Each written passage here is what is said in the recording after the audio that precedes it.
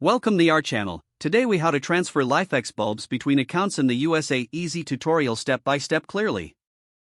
Begin by ensuring that both accounts are set up and active.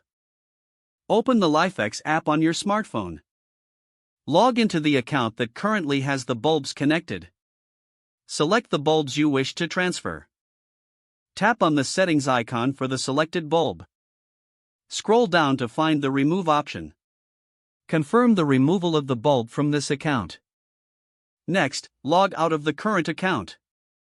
Return to the app's main screen and log into the new account. Once logged in, tap the plus icon to add a new device. Follow the prompts to set the bulb in pairing mode. Make sure the bulb is powered on. The app will search for available bulbs. When your bulb appears, select it to complete the setup. Ensure that the bulb is functioning correctly in the new account. Repeat these steps for any additional bulbs you wish to transfer. Once finished, your bulbs are now connected to the new account. If the page does not load, refresh the browser or try again in a private or incognito window. Make sure you are using the correct email address, then retype it carefully to avoid small typos. If your password is not accepted, use the reset option and create a new strong password you can remember. Check your spam folder for verification or security emails, then complete any requested confirmation steps.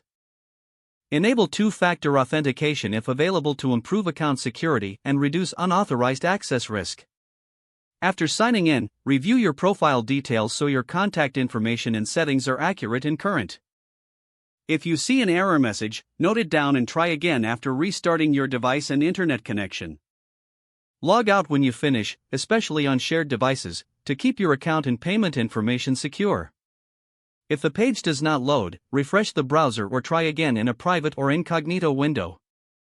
Make sure you are using the correct email address, then retype it carefully to avoid small typos.